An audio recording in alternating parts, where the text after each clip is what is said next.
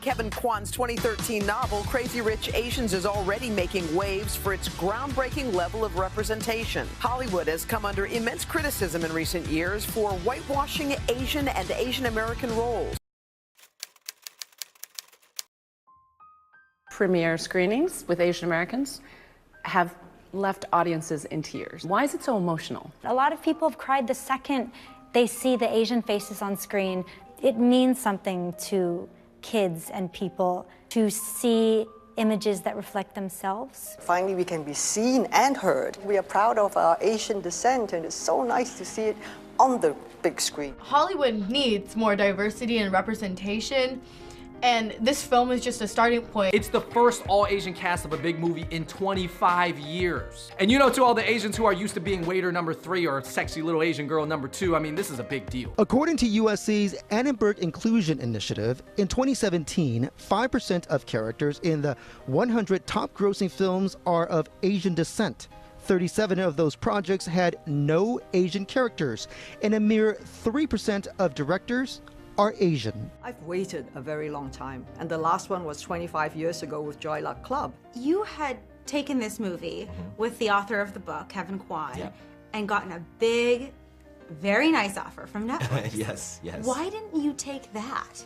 In the end of the day, we knew that the importance of this project was to get it on the big screen. There's a sign there that says, we are worth that energy, we are worth your time. And for a big Hollywood studio to send that message, we knew was an important message to shake the world. It's so weird because you like never see like Asians, and it's not like a stereotypical Asian role. It's just like a normal movie, finally. It's more a question of people wanting to see on the screen a movie or fiction that reflects their own realities. It doesn't matter how good you are or how talented you are, but how many faces do you see on the screen that look like ours? It is a dream come true to be part of a movie that is such, it's a cultural marker. This film is just the beginning. It's just one story and it's one film. You know, let's be clear about that. But I hope that it opens the door, and that it means that anyone who feels that they haven't been represented, any group that's not the dominant group or the dominant culture,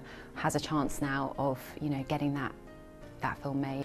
And I cried, and I couldn't tell if it was coming from like an actress standpoint or an Asian American, someone who's lived in this country with so little representation. And I realized that is the power, the privilege of having representation in a country where you grew up in and that you love so much. People of color have tremendous amounts of stories to tell, but now's the opportunity that the studio's like, oh, hold on, this could be something that we work with. So that just leads to more and more. The absence of Asians, the continued invisibility of Asians becomes increasingly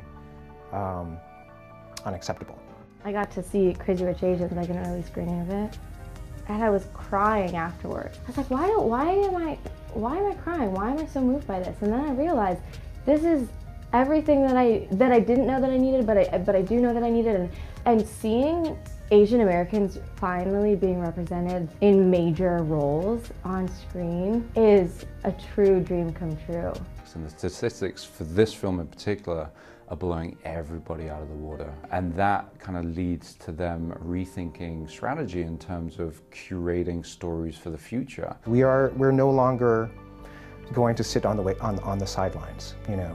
These are our stories, and I'm not a supporting player in the story of my life, and we're demanding to see our stories out there.